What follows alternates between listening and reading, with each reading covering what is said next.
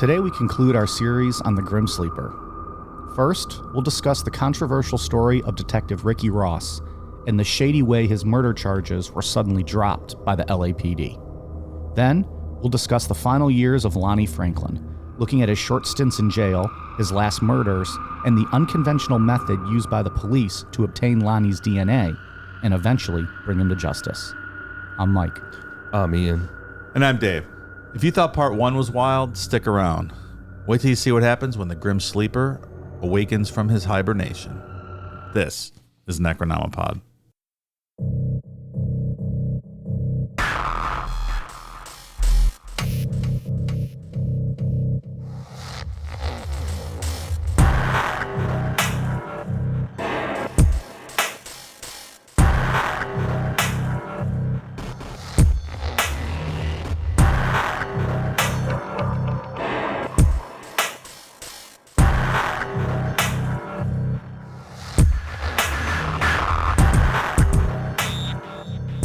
Was this past weekend, Ian, a bucket list item for you now? Checked off the old haunted museum? Zach Bagans. How are you feeling, Ian?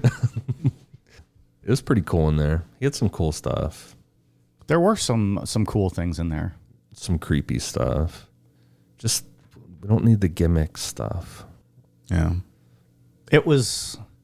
Yeah, the stuff that was in there was really cool. I wish it was just a museum and not like a whole like show type thing. Yeah.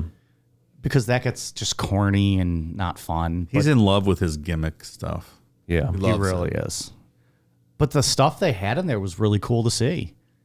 It just takes away from it though. Like I'm some of that stuff I was like into the story and I'm like, oh man, that's super creepy. And then it turns into, oh, this person passed out, this person fell and broke their leg, and like patrons of the museum, they'd show like videos of like patrons passing out, and we're like, oh, gotta believe that. Just Brew Jared was there with us. Yeah. When we were watching people pass out in the video, I leaned over to him, said, "You won't do that." He didn't do it. But that's the wrong guy to make a dare to as well. I thought for sure because he was being a little rowdy in there. Dave did not join us. He was too afraid of Zach. Thought he was going to hit you, right? I was terrified. Yeah. No, actually, Mike had me out at White Castle at 1 a.m. the night before, and I had some stomach problems in the morning. That White Castle was so good, though. Oh, my God. My stomach was dying the next morning, so I slept for a while and did not make the Zach trip. Which is probably good because it was 2.5 hours. It was very long. That's a long time. Yeah. Because they had to take you to every exhibit or every room, and you had to watch his Zach video and explain everything. Like, I just want to go through that on my own pace and, like, look at things. Or, like, I wish they had, like, one of those apps where you can, like, hit it and it'll, like, tell you, like, about the thing that's in front of you. Yeah, absolutely. Like numbered things, and you could just listen to the... Right. Yeah. Or even just have a little video in front of it playing on a loop that if I want to stop and watch, I can, or I can, walk the fuck on. They had a serial killer room that was pretty incredible. I think Ian said it was like a Necronomipod greatest hits in that room. Yeah. Like everybody we've covered, they had stuff of. Yeah, he had some really interesting stuff. He had like some of Charles Manson's ashes in there. The gown Manson was wearing when he was at the morgue, his body was in. It had like still blood droplets on it. That's pretty cool. Locks of his hair, original Gacy paintings. He had Bundy's kill kit. This one was a hot topic of debate whether or not it was a shoot, but they had allegedly Kevorkian's van that we walked up to. Yeah, we were really saw. debating that. But that was a whole room dedicated to just that. Well, he probably bought it sight unseen, obviously. Well, that was the whole bit, is that I think it went missing at one point, but somebody alleged that it had been crushed and destroyed. Zach found it, though. We got to think of something to sell him that you can't quite prove the authenticity on. Yeah, like he had Ed Gein's shovel in there as well. I'm like, I don't know about that. You could have just grabbed a rusty shovel and threw it up there. Right. That's not signed by Ed Gein, right? That's not very unique or anything. I forgot about that whole Ed Gein shovel. And then go ahead. No, go ahead. The celebrity room was pretty cool too, other than fucking Patrick Swayze's tooth. Yeah, that was weird. Real weird. It's bizarre. Just because it's his favorite celebrity. or he's his favorite celebrity. Oh, is that what he said? I missed that part. That's the only reason the Patrick Swayze stuff was there. Why do you have his tooth? That's weird. I have Amy Winehouse's last tampon. If you guys were wondering. She seems like the kind of gal that can use tampons. She's like, I have no need for that. Stop it.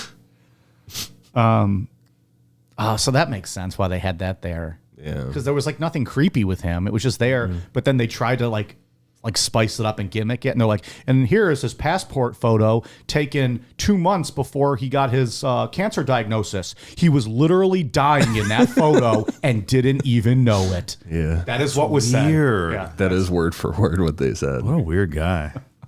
Because I'm like, why am I looking at his passport? Like, who gives a fuck? Alas. We didn't do like the VI or RIP that it was called. Yeah. And then it was weird, like that wasn't at the end of like the tour. It was like right in the middle. And we'd have to just like stand there and wait while this other group got to go into the... Did we not tell you this, Dave? Yeah. I'm like trying this to other remember. group got to go into the basement. We had to stand there in the hallway. And then the other group got to go through like whatever those tunnels were, which I wouldn't have fucking walked through anyways. And we had to just kind of stand there or wait at the next room. Like it should have just been at the end where like they could keep going and we could just leave. That makes sense. Guy standing there like paupers. He couldn't afford the Right. VIP tour. I wouldn't want to give them another $1 for that one. No, it was a decent upgrade. It's like $30 or something like that. And you get a t-shirt. Yeah. Don't forget that, pal. Or you can go to the gift shop and buy one for $40 fucking. So, anyways, All right. if you're in the Vegas area, maybe check it out, maybe not. Who cares? If you're into that stuff, there is cool stuff in there to see. There's a lot of cool stuff. That severed head or decapitated head was cool. Wasn't sure I quite understood the whole Dybbuk box thing, which is like the big gimmick of that place.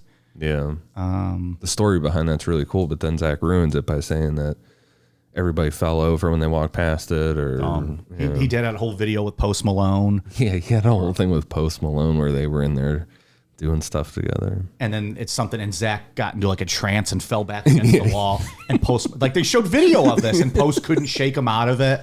And So they ran out to dumb. the parking lot and stared at each other for 30 minutes, at which point they saw a black shadowy like cloud go across the parking lot.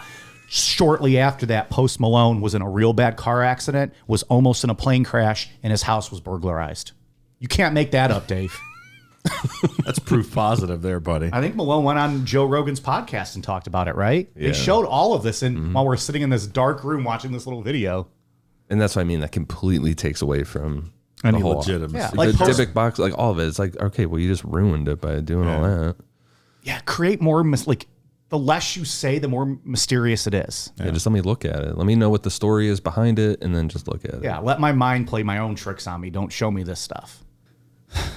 You got to go in there again with your AirPods on noise cancellation mode, and then just Google about the individual things and teach yourself. No as you're phones. looking at- No phones, pal. No phones. They were strict about that. They were Like, super. they were like, even if we see it light up in your pocket, we will come remove it or yell at you or something. I don't remember what they said. I can't control my phone if it's in my pocket, Zach. They want you to turn it off. That's what they were hinting at. No. You can't give away all their secrets. Can't give that away. So, anyways, it was a good time though. I don't know. It was cooler in there, right? Like we were out of the hot sun. I don't know. There were man. parts that were stuffy, but it was better than walking in the heat. There were a couple of parts that were making me super tired because I was already high, of course. Oh, I thought because you were partially possessed. And it was so warm in there. Like I was just getting sleepy standing Well, and in some of those rooms. there was no light. It was dark too. So, Oh, it's 110 degrees outside. You can only do so much, right? but not of some real life terror. I'm gonna finish up Grim Sleeper. Where we left off on part 1, Anitra Washington survived an attack from the Grim Sleeper, and the 25 caliber bullet pulled from her chest was linked using ballistics to a series of 9 murders of young black women, primarily sex workers in Los Angeles. Then, almost within the same breath, a 9mm gun used to murder 3 different women of the same victim type was linked to LAPD Sheriff's Detective Ricky Ross. Ricky Ross. Not that Ricky Can Ross. we confirm they are not one and the same people? Right? Confirmed. That has been confirmed. I'm glad we settled that. Ricky Ross.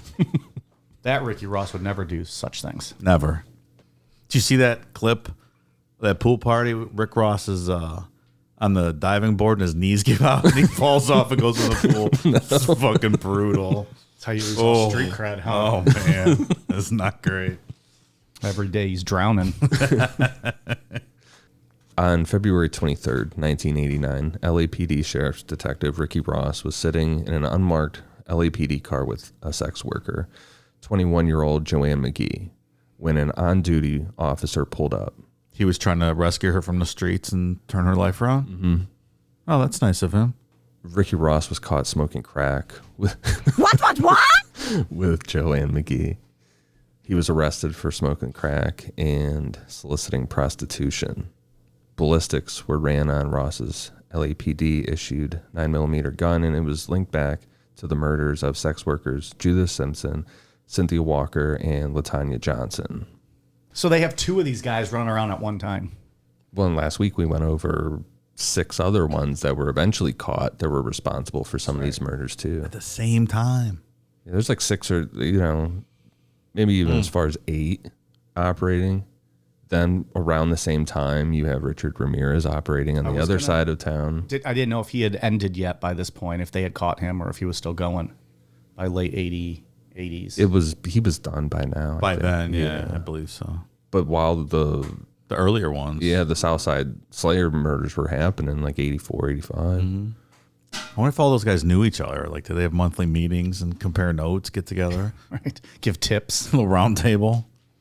Like turf war, like, all right, you can only have this block here. I'm working this block over here.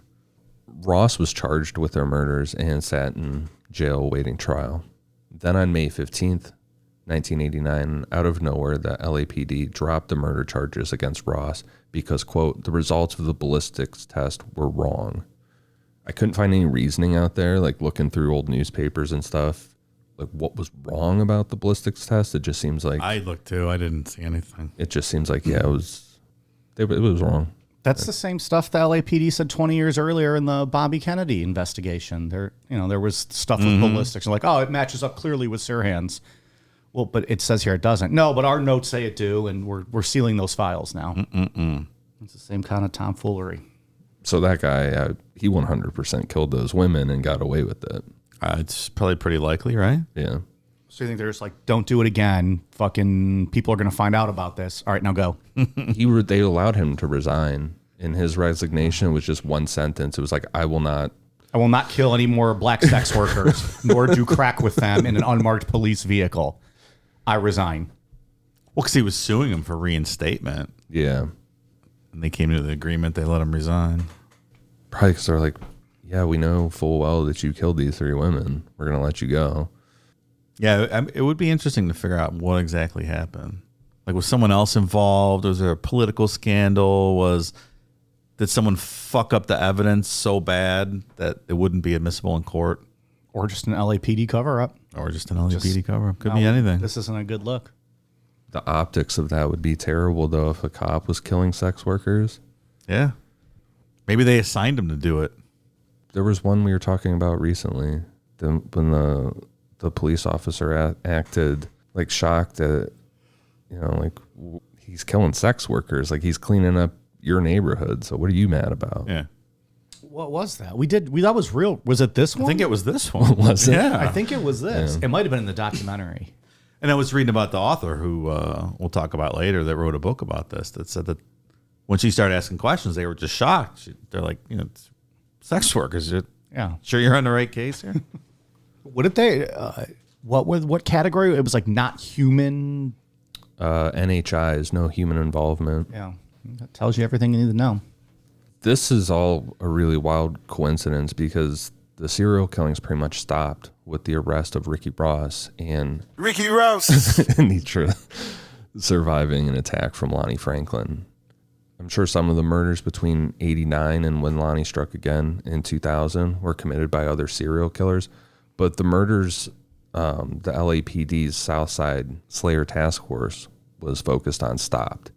It seemed like the LAPD just crossed their fingers and hoped that he had gone away for good, whether the killer moved, died, or was incarcerated. It didn't matter. The problem was gone.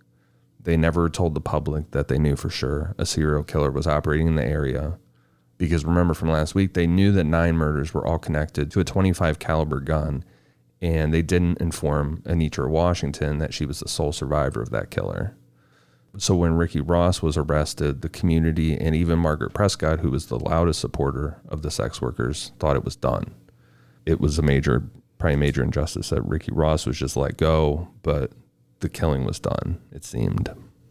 Do we know whatever he went on to do, or did he just resign and then was never heard from again? That's the last thing I found was that he resigned. Yeah, I couldn't find anything either. I was also curious. Like, I just wonder if he did go on, went someplace else and started killing again and just was never solved. I'm sure no. He's probably, got a police officer job somewhere else, Maybe right? So. Small town like somewhere, maybe? Kansas City or something. Yeah, I mean, it didn't sound like anything would follow him through life. He could just get another job as a cop. He just resigned. That's it. Mm-hmm. And it was for real one sentence, and it was super vague. He pretty much just said, "I resign." He's probably still out there. Thanks, Zach. What about the boy? Jason, we didn't find any boy. Where is out Ricky there. now? Perhaps he's still out there. Perhaps he's still killing. We might never know. I heard he moved Now, please enter this next room. Patrick Swayze's tooth. After Lonnie unsuccessfully tried to murder Anitra Washington, he went dark for a couple years until February 25th, 1993. I read he was in a sleep apnea study. Oh, yeah? Yeah, because his sleeping was so grim that he was trying to Damn it. get some better sleep. Did he really get you on that one? I thought I was like, oh, is that what he was up to? God damn it. Wow. In part 1, we talked about how Lonnie was really good with cars and he was really good at stealing them. So much so that the LAPD considered him one of the city's largest receiver of stolen cars and car parts. They had him under surveillance, and on February 25th, 1993, he was arrested as he and his son Christopher were working on a car that turned out to be stolen. The LAPD found a treasure trove of stolen cars and parts in Lonnie's garage, and he was charged with 6 counts of grand theft auto. Lonnie pled guilty and received 1 year in county jail, but because of overcrowding, he was let out in 4 months, which I thought grand theft auto is like a really serious crime. That's pretty serious jail time. I can't believe they named a crime after a video game. That's what's crazy. Yeah, I mean, yeah. When you have a garage full of all this stolen stuff, you're out in 4 months. Well, look at all the serial killers we talked about. Maybe like, I just file these guys in and out. They're not violent criminals. Yeah. The silver lining, though, it's nice to see him bringing his boy into the family business, teaching him some life skills. Yeah. I'd like to see that. Teach them how to steal cars. That's right. And fix them up. Was it his first offense on the GTA? No, if you go through Lonnie's criminal record, it's a mile long. So he's a big repeat offender then. We talked about him last week getting arrested for something. It wasn't Grand Theft Auto, but I think receiving stolen parts or something. Well, he had been arrested. He did jail time in Germany for rape. That's right. There was that to start. I thought there was something else. Maybe not. I forgot about the rape one, though, too. But you go through his rap sheet, and it's just assault, theft. There was one incident where he pulled a woman into the car, a sex worker into his car, and it was like this big fight. Somebody broke it up and pulled Lonnie out of the car and punched him in the face. But there was nothing really done about it. It's all just... Somehow Lonnie got slaps on the wrist every time and was just allowed to go about clearly what he was doing. And that's, from 93 until we talk about him showing back up in 2000, that's all he did was break the law. He was just in trouble nonstop throughout all those years. But he was also the nicest man in the neighborhood based on the documentary. He would help people fix their cars for free because he had all the stolen parts in his garage. He's like Robin Hood, more or less. Yeah. I get down with that. As long as it wasn't my car he stole. Then it's not okay. That's right. So we draw the line. I draw the line at my car. Lonnie shows back up on December 28th, 2000, He claimed 2 more victims, Georgia Thomas, age 43, and Cheyenne Berthomew, age 15, on March 19th, 2002. Now, those are the only 2 we know for sure. But the first kid? Yeah. Seems different. I think it's just sex workers. Some of them end up being really young. And I suppose. He didn't get a new gun, huh? Doesn't seem very smart. No. Mike would have got a new gun. Probably. If I was going to do a serial crime, maybe. Not hold on to it for like 20 years. Certainly would be a better criminal than a lot of these people we talk You about. would. We had a lot of bad criminals. I would try to be a good one.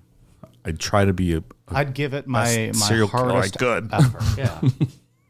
On December 22nd, 2002, Lonnie got busted again for stealing a car. And on January 14th, 2003, he pled not guilty. In April of 2003, Lonnie was sentenced to a little under 2 years in prison for grand theft auto, but he was released again due to overcrowding, and he pretty much immediately killed again. On July 11th, 2003, Lonnie murdered 35-year-old Valerie McCorvey, same MO as all the other victims. Is anyone saying, hey, this guy might be back at this point? Were they doing ballistics and matching him? Or were they not even recalling that this took place 10 years ago? No one's recalling that this even took place until Detective Kilcoyne, that we're going to get into in a bit. So they didn't even put any of it together. No, these are just sex workers that were dead. Same as last time. Yeah. Could be anything. Pimps, they're not thinking it's a serial killer linked back. Yeah. Well, I heard pimping's not easy at all, so that's probably why they thought that. It's funny. I heard that too. Did you? That's a common saying, I think. WWE taught me that back in 6th grade. I think it was found my 500th episode tattoo. Pimping ain't easy. That's it. We don't really know what Lonnie was up to after he got out of jail early this time. I think it's safe to assume he's probably doing all the stuff we've been talking about the past 2 weeks. That'd be a good bet. I take that bet. And it's based off the hundreds of pictures of women found in stolen cars after he was arrested for this stuff. In 2005, there were 2 victims that aren't officially linked to Lonnie, but law enforcement fully believes that he was responsible. A yellow Marshall, age 18, was last seen on February of 2005. Her body has never been found, but her school ID card was found in Lonnie's garage. And Rolina Morris, age 31, she was last seen on September 5th, 2005. Her body has never been found, and her Nevada driver's license, along with pictures of her unconscious and nude, were found in Lonnie's garage. In most cases, I would say that that's kind of proof positive, but like based on that documentary, he seemed to be associated with all of the sex workers in the neighborhood and partied with all of them, and it had pictures of everyone. So I would hundreds of photos. Hundreds. It's just the shoe boxes. So it's the ones where they look unconscious that are the terrifying ones. Jesus, isn't that crazy? Yeah. So based on the fact that I don't think he killed all those people, right? He just partied with some of them, had sex with some of them. So I don't think it's just an automatic that it was him that did it just because he had those pictures. To be clear, Dave still thinks he's guilty. Oh, yeah. Just saying right now, he doesn't think he killed hundreds upon hundreds of women. Doesn't seem like it. But I think that's got to be part of the game, or like the cover of, blending in. Like Anthony Sowell did that. He hung out with a bunch of sex workers. Yeah. They all knew him very well.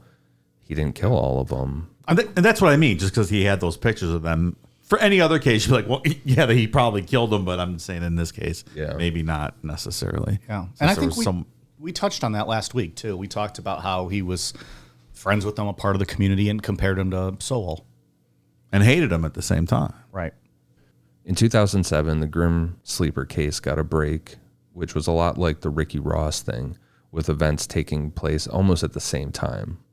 First, on January 1st, 2007, Janisa Peters, age 25, was found murdered. Same MO as all of Lonnie's previous victims. Second, we get the classic super cop that shows up in a lot of these serial killer stories. Detective Dennis Kilcoyne went over all the evidence from the previous Southside Slayer task force, and he pushed his superiors to form a new task force. He finally made the connection. Yeah, and it sounded like he was just going through old case stuff and being like a go-getter, like just taking old files off, being like, I'm going to look through these. Yeah. Yep. Sounds very familiar. Detective Kilcoyne felt that the killer was still out there, and with advancements in technology, he could catch him. After a lot of pushing, Detective Kilcoyne got his way and the 800 task force was formed. It was led by him, and there were 5 detectives under him. And third, LA Weekly reporter Christine Pelisek found out about the 800 task force and reported on it. She exposed everything, how the LAPD knew that there was a serial killer in the area since back in the 80s and never told anyone. She exposed the fact that a 911 call was made regarding the murder of Barbara Ware. That could have been played to the public. Maybe it was even Lonnie that called in. I think it might have been. Someone could have recognized his voice, but for some reason, 20 years had passed. That never got released. That was the guy who was like, oh, no, I know too many people. And then hung up, and Yeah. they asked what his name was. The fact that Anitra Washington was never told that she was a survivor of the Grim Sleeper. Christine Pelisek was the one who told her. In a lot of cases, Christine was the one who informed most of those families that their daughters had been killed by a serial killer. Amazing. And Detective Kilcoyne, he sat down with all the families. They went to a church, and he sat down and just kind of took it from everybody. Like that 20 years of fuck ups that everybody else did, he just let them all kind of yell at him, tell him, what a piece of shit he was and stuff like that. And he wasn't anything to do with the original investigations, right? No. Like and this was 20 years later. So Yeah. he wasn't even just like a parole officer or anything at the time. No. Or patrol officer, excuse me. So he just took it and let everybody voice, get their frustrations out. And then he's like, here's what I want to do. And then, laid out his plan to try and solve the case to all the families. Good for him. He didn't have to do that either. No. He could have done what the mayor and everybody else had done when all this broke was. Tell them to go fuck themselves. Yeah.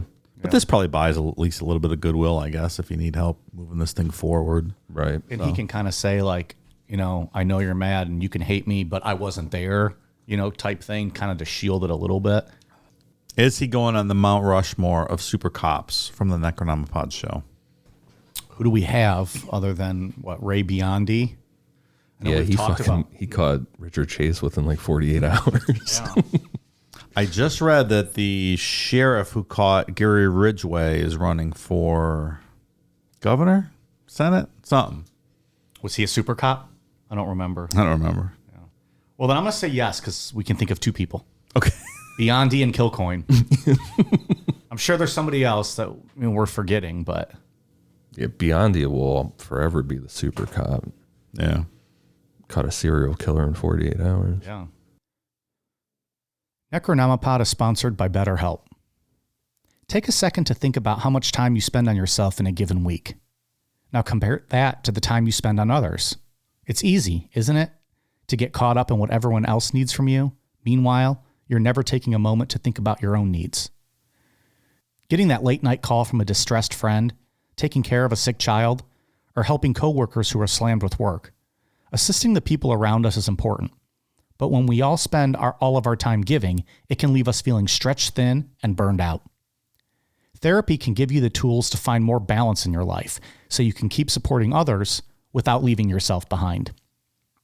Therapy is all about giving your mental health the self-care it deserves. Because sometimes we don't set aside enough time to focus on improving ourselves, being too busy focusing on improving those around us. BetterHelp connects you with a licensed therapist who can take you on that journey to better balance in your life from wherever you are. So, if you're thinking of starting therapy, give BetterHelp a try. It's entirely online and designed to be convenient, flexible, and suited to your schedule. All you have to do is fill out a brief questionnaire to get matched with a licensed therapist, and you can switch therapists at any time at no additional charge. It's time to find more balance with BetterHelp. Visit BetterHelp.com/necro today and get 10% off your first month. Again, that's BetterHelp, HELP.com/necro. Regarding the 2007 murder of Janisa Peters, saliva was found on her breasts and collected as evidence. It was ran through all available databases, but it didn't turn up anything. Detective Kilcoyne had the sample compared to other samples taken back in the 80s, and it was linked to the Grim Sleeper murders. So now not only were the victims all killed by the same 25 caliber handgun, Detective Kilcoyne knew for 100% based on DNA that they were all killed by the same person. He just needed to figure out how to match that DNA to somebody. It's coming together, Kilcoyne. Nice work so far. He's got this. He worked nonstop on the case along with the detectives he was leading. But by 2010, with no leads, the 800 task force had their budget cut, and 2 of the detectives under Kilcoyne had been reassigned to other cases. Every once in a while, Kilcoyne would push to have the killer's DNA ran through every database available, which that cost money and resources. So it's kind of hard for him to get that done. It's not something you can just do every week or every month. Run it again. Those are NHI cases, Kilcoyne. We're not spending any money to Settle run the those. fuck down. In the summer of 2010, Kilcoyne got the approval to have the forensics lab run the killer's DNA. And on June 30th, 2010, Kilcoyne got a match. The DNA matched to Lonnie's son, Christopher. Christopher was arrested for felony possession of a firearm. And in 2004, LA passed a new law where all felony offenders were required to have their DNA taken. So Lonnie missed that by a year, because if that was a year before, they would have had his DNA from 2003. How about that? So, like, when they bring him in for a felony, they just, like, throw him in a cell and tell him to jerk off into a cup. Like, we're keeping this now, so you better behave. Kilcoyne knew that there was no way Christopher would have been responsible for murders back in the 80s, so the only person that left was Lonnie. Kilcoyne just needed to make sure that Christopher wasn't mentioned in any of the reports regarding the Grim Sleeper case. Christopher himself wasn't under investigation for the murders, and the laws regarding familial DNA testing in criminal cases is super touchy. It's still really a new practice, even today. If Christopher's name was mentioned in those reports about the Grim Sleeper case, it could result in a potential mistrial later down the line. The reports could say that Lonnie was a suspect based on familial DNA, just couldn't say who that family member was. Well, it wasn't the wife. She's at church. She's not out killing folks. That only leaves Lon. Were there other brothers and sisters? I don't remember. I think there was an uncle. Like whose DNA it could have been. Like that at that matching at that level. Yeah. Like an uncle would be different, right? A brother? Science talk! Choo, choo, choo, choo. I'm pretty sure Lonnie had a brother, because there was. Oh, okay. It like came down to 2, and yeah. Oh, okay. Well, Need Bill Nye here to explain this to us. On July 2nd, 2010, Detective Kilcoyne was approved to order 24-hour surveillance of Lonnie and pick up anything he threw away or dropped that could be used to test his DNA.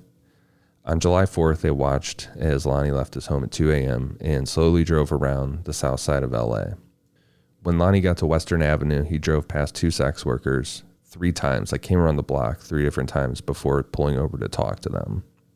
The detectives called Kilcoyne and asked what to do, because they're like, well, if he picks one of them up, he could just kill him right away. yeah, real quick.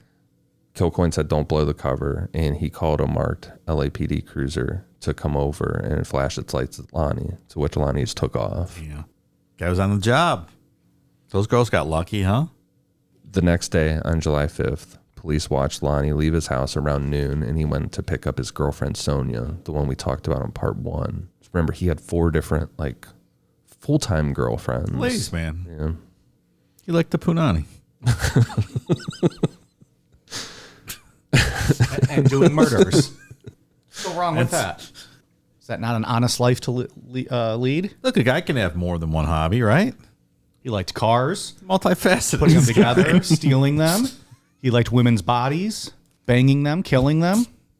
He was complicated. He was a Renaissance man. We're being too nice to this asshole. I heard he wrote poetry sometimes on the side. Back in his Winnebago in the backyard. We'll get to his poetry when we talk about how he describes these women and their bodies with the police. I'm the Grim Sleeper, and you ought to know. You fuck with me, and I'll kill a hoe. That's a direct poem, right? Yeah, absolutely. How come Bagans didn't have that in his haunted museum? I have a signed copy of that. Do you? Yeah. They followed Lonnie as he drove Sonia and her 2 daughters to a birthday party that was going on at a pizza place, kind of like a Chuck E. Cheese. Yeah, I love Chuck E. Cheese. Well, this is like a Chuck E. Cheese, though, Dave. Discount Chuck E. Cheese, probably. Yeah, I haven't been to Chuck E. Cheese in a long time. I don't even know where their one is. There's one out here, sort of by us, kind of, sort of. There's one out in Parma, too. Yeah, Parma and Akron. That Parma one is wild. It's wild out there.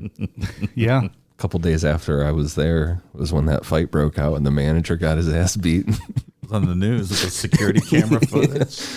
Yeah. For over All like kind of three people extra, getting beat up. 3 extra tickets so you can get a glow-in-the-dark spider ring. Was Chuck E. Cheese everywhere? Do people have any idea what the fuck we're talking about? Oh, yeah, I think so. Okay. Yeah, I think it's nationwide. Okay. Yeah. I just didn't know if we needed to explain Chuck E. Cheese, but I think people get it. Plus, they had beer, too, which was great. Yeah, you can drink there. You need to drink The there. last time I was there, I was like 6. So yeah. I have not been. That's why your parents wanted to have beer to put up with your ass. So. I just remember doing doing wrestling moves in the ball pit. Like that was my shit. And if I wasn't doing that, I was doing skee ball, and that was it. Yeah, skee ball's fun. I still like skee ball. We were playing that in Indianapolis last year when we went. That's was a good always time. fun. Yeah. So Detective Art Stone was the one watching Lonnie at this time, and he went to the manager of the pizza place and laid out the situation. There's a guy eating here. I need something from him after he throws it out. The manager gave Detective Stone a pizza uniform, and Stone started bussing tables. Now, they didn't know Lonnie was going here. They're doing this on the fly, right? This is all on the fly. It's amazing. Putting that plan together real quick like that. Good stuff. Detective Stone worked around the restaurant like any other employee and eventually got around to Lonnie. Stone asked Lonnie if he was done, to which Lonnie said yeah, and handed over his plate, cup, and utensils, which was more than enough to get a DNA sample. 2 days later, Kilcoyne had the confirmation he needed. Lonnie was 100% the Grim Sleeper, so he was arrested and charged with 10 counts of murder, 1 count of attempted murder, and special circumstance allegations of multiple murders. Got him. Excellent police work. Yeah, not bad. Within 3 years, got him. Yeah. You think the place they were at was called Chad E. Cheese? Like, come to this pizza place, Chad E. Cheese. Lonnie completely denied everything. He was always very emotionless. Afterwards in the trial, he never looked at anybody, just stared forward, never talked about anything. But in the transcripts of the interrogation, he makes these weird comments about the victim's appearances. Like, they would put down a picture of the victim. Kilcoyne put out a picture, and like one of the victims was like, "Do you know her?" And he'd say, "No, she's fat, but I don't know her."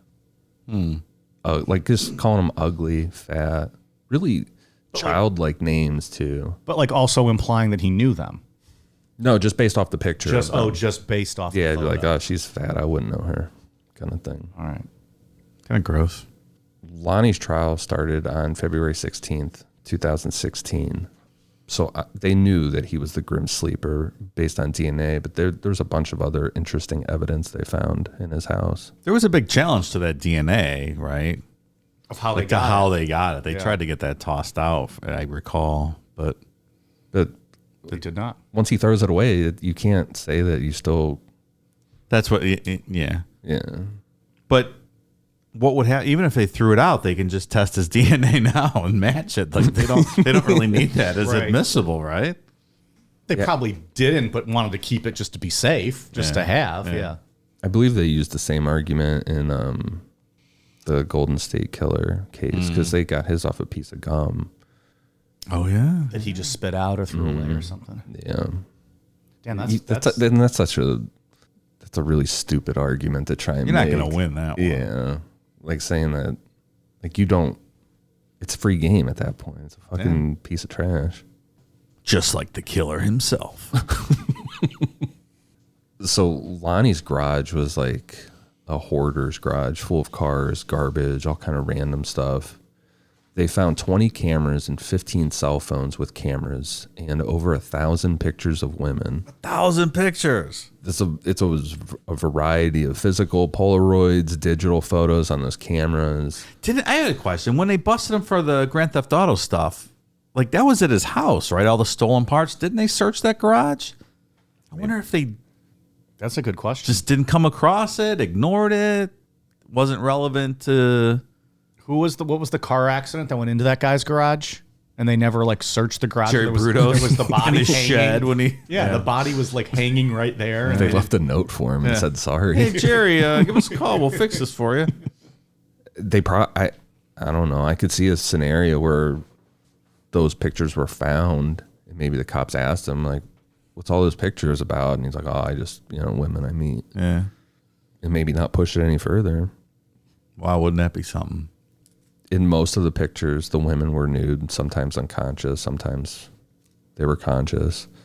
They found a section of drywall in the garage that looked different than the rest of the wall. And sure enough, inside was one single photograph of survivor Anitra Washington.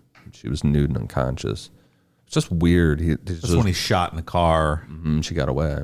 But it was just her picture alone in the wall. It's odd. The one that got away. In a mini fridge, they found a nude picture of Lonnie's last victim, Janisa Peters. She was smiling in the picture, so presumably she was one of the victims Lonnie paid to take pictures before he killed her. And his friends talk about that in the documentary, that he had that van that was set up where he would take pictures of women. Yeah. And that dude had a ton of pictures, too. He had his own shoebox. What's going on out there? This guy had no fear of being caught at all. Like, just to keep all of that evidence around. None. After that long and that not getting caught for any of that, though, invincible. And it's just thrown in with all the other shit. It's not like it's organized or anything. Hidden. Yeah.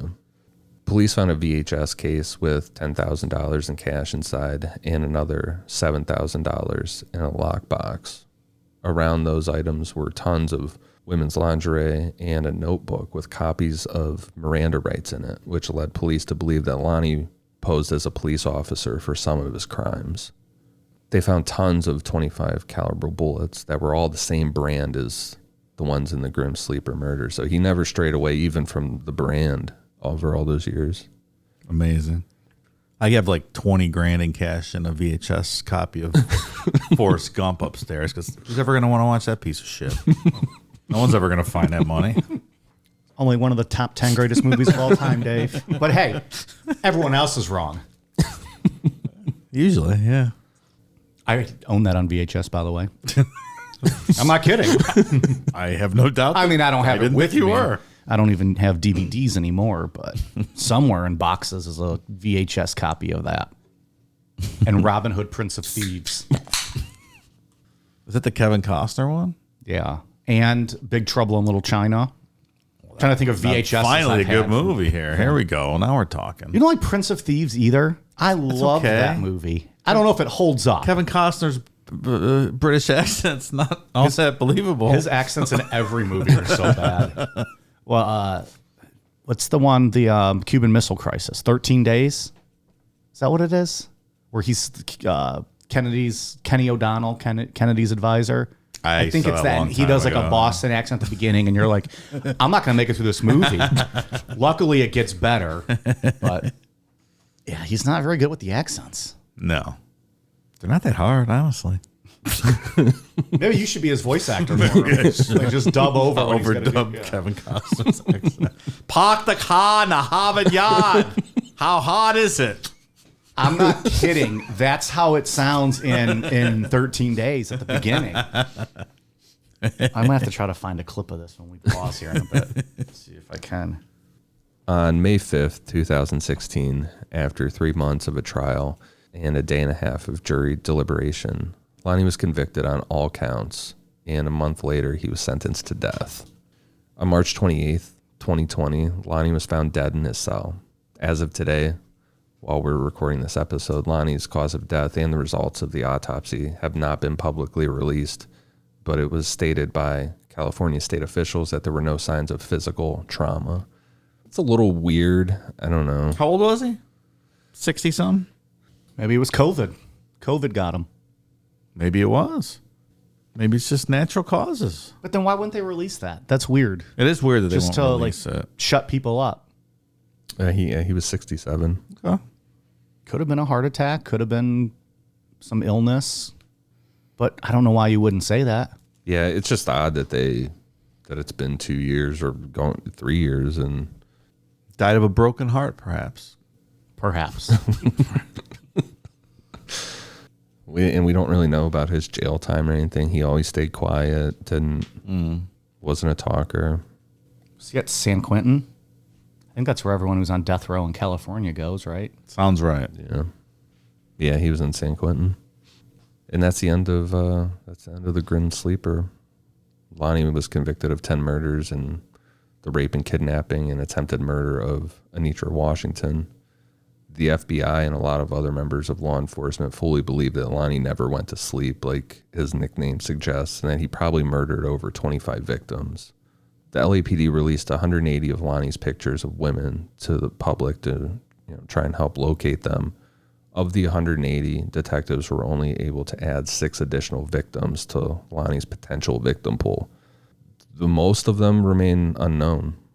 They're really creepy pictures to scroll through. Some of them are unconscious. You don't know if they're dead or alive. Drugged or what, yeah. They show a ton in that documentary, too. Yeah, they're still available online. They keep them up if anybody happens to be able to identify them. But it's really sad. 180 pictures, and most of them just nobody knows who they are. Yeah. I thought the documentary was interesting. You got a feel for how things are in the neighborhood and the victims and things like that, and his friends, and just kind of the shenanigans they were up to, right? You just got an inside feel of what was going on. I love Nick Broomfield I love his documentaries. He's got giant balls. Yeah, I'll tell you that. He gets down there. Tales of the Grim Sleeper, right? Available. You could rent it on YouTube. Yeah. Mm-hmm. He also did the Eileen Wuornos documentaries. Okay, yeah. I've seen that one. Yeah. Remember all the audio clips that you hear of her, it all comes from him. Yeah. Really. One of the best, it was the best part. One of the best parts of that documentary is when he's interviewing Lonnie's friend and the gunshots start going off. And Nick Broomfield's not moving, and Lonnie's friend's like, we better get out of here. Yeah. And he wasn't ready to leave. He's like, no, I'm getting my fucking interview. And what was the woman that was helping him? Pam. Pam's that her name? I believe it's Pam. Yeah. Pam was awesome. She was doing good for herself. She said she was 4 years sober. She had her own apartment. Yeah. Like a little house, it looked like. Mm-hmm. Yeah. She should have got a producer credit for that, hopefully. Anything else on this one? Ian, anything else you found or saw that was interesting or? The book by Christine Pelisic was really good. Was it? Yeah. Do you know what that's called? It's called The Grim Sleeper. Oh, okay. The Hunt? Is it The Hunt for the Grim Sleeper? It just says Grim Sleeper real big on yellow letters. I was reading an interview with her about this, yeah. It's a lot of, like the first half of the book is all about the victims pretty much. There's more about the victims than anything else. So it's good. She was, close with a lot of those families. And she helped give it traction. Yeah. The book by Christine Pelisic is called The Grim Sleeper, The Lost Women of South Central. Yeah, okay. Yeah. That right? Yep. Yeah, it's good. It's worth reading. It's available hardcover on Amazon right now. It's cheaper than paperback. Wow, that never happens. Both under $17, so. Or any local bookstore in your area may have it. You can ask them. So go support local bookstores. Yeah, they'll be out of business soon if you buy it on Amazon. Right. Then where are you left? But you can buy it on Amazon. It could be at your doorstep by the time you wake up tomorrow. And that's kind of nice. All right. Yeah. We good? Anything else, Dave, on your end? No, I think it's just a case study in how poor people and some members of society are treated. I don't know what else you can say about it. The familial DNA thing is interesting. I think you're going to start catching a lot more people with that, especially with the ancestry and all these different things that are popping up. And you're going to get, your dumb fourth cousin's going to get his ancestry tested, and it's going to fucking lead back to you. Crimes you were committing in the 70s when that stuff was unheard of. The laws are all still really new with that, too. It's interesting to think about, what you need a warrant for and things like that. Yeah. If it's out there in the public domain, what are you going to do? You're not going to run from it. That Can't really escape it. It really kicked off with BTK. Remember, his daughter was in college. She had to give a sample for a nursing thing, and it ended up coming back to him. That's the first time I can think of. A lot more to come there. Yeah. It's been a lot of heavy content we've had the last few weeks. Next week, we'll go a little lighter. Lighter. Not going to give it away because card's subject to change, but be a little bit more laid back next week. A little mass hysteria. All right. That's Next always week's, fun. yeah. Just like the bonus show we released recently on Patreon. I found that while researching that show. That's right. I'm like, I'm going to put that in my back pocket for a full episode. A week later. Yeah. We need that back pocket. Well, the Mass Hysteria episode's available at patreon.com/Necronomipod. At the $5 level, you can listen. At the $10 level, you could watch us as we recorded it a few weeks ago. Yeah, that's right. I forgot. All right, Dave, what do you got for Patreon? Thank you to new patrons Ryan Santamaria, Davis Family, 666 Chan, Tiffany Johnson, Donovan Beaver, William Mitchell, Ian snickering from the Beaver. All you gotta say is someone's Beaver name and he's snickering. I was trying to think for a second if there was some kind of joke. It almost sounded like you were saying dive in beaver. But like just the way you said it. You never know what these people's names anymore. It's true. Beaver's a legitimate last name. I apologize, Donovan, for Ian snickering at your name if your legitimate name is Beaver. Mr. Beaver. Sorry. We're looking for Mr. Beaver. Diviner Beaver. Ellen Knox, Amanda Bradshaw, best name ever, Alicia, Felicia, Dave's sister from another mother. Oh, hey. Jeff Watts. Oh, hey, been looking for you. I was looking for you on Ancestry. Glad I found you. Found you on Patreon instead.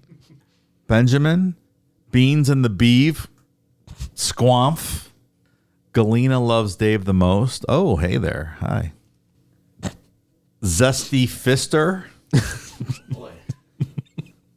Zen, Kristen, Patrick Derry, John Yolland, Ica _ Dad 934, Emma Norum, Mel, Zab Belmay, Michael Pramick, Emma Kolskog, Marinda Forrester, Priscilla Vasquez, Bitch Whiskers, Dequarius Jenkins. I want to braid Dave's beard. Well, that might be fun. I don't know. You got enough there yet? It's not really that long currently. All right, give him 6 months. We'll see you. Maybe next winter. Ice Wallow Cum. Dylan Sprecher. I bet Dave won't put that on the soundboard. He puts our shit, not that one.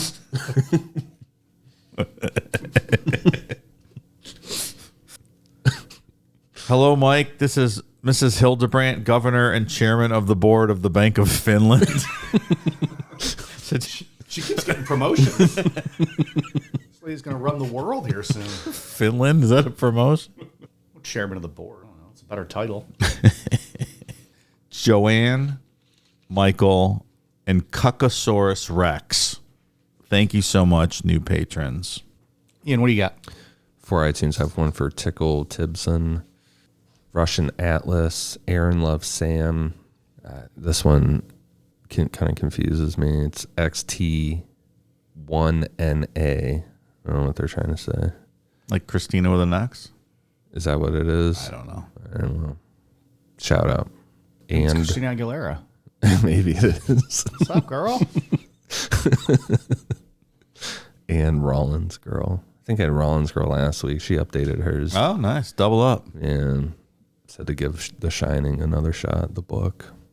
I will not It's the one do you guys that. both thought was dreadful, right? Yeah, she said that I should give it another shot. A And lot of comments about our Stephen King thoughts and how trying to change our minds.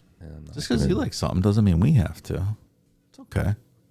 I still don't have time to read, Should I- especially a Stephen King book. I'm not doing that. Should I give a Stephen King book a shot and see what we think? And if so, which book do I actually dive in? Was there a good one? Did we talk? We might have talked about this already. Was there one like Cujo or something like that? I've read The Dead Zone. I thought The Dead Zone was good. Salem's Lot's good, I think. I've not read most of them, though. It's like a book a month with that guy, right? Like he's just pops them out. Yeah, he's got a lot. All right, well, we'll put a pin in that. Maybe I won't. You got any international? No, I don't have anything. All right. We are on Twitter, Facebook, Instagram, YouTube, the Talk Tick at Necronomipod. We might have to check out this new, what is it, Threads for Instagram? Is that what it's called? Yeah. It's like Instagram's new Twitter, but it's linked to your Instagram account. So we already have the name. We just gotta sign up. We'll see. We'll get there. We're old guys. We don't know how to do the social medias. As old as Declan, though. Yeah. No, we don't even let him have social medias, really. If he does, it's behind my back, at least. He's got one of those consumer cellular phones for old people. He can use the computer we gave him, though, but it's really old. Macintosh 100 or something. We only give him a Nokia phone. He has Snake, and that's it. It's the only game on there. Patreon.com/Necronomipod, Amazon.com for all the merch, and Necronomipod.com. We still got that sticker sale. Dave forgot. I better turn it off. We'll give them through Sunday at least. It's fine. So they can listen to this now and get that sticker. 3-pack for $7.04. Price triples on Monday. All right. All right, you guys ready for a cool down beer? Cheers.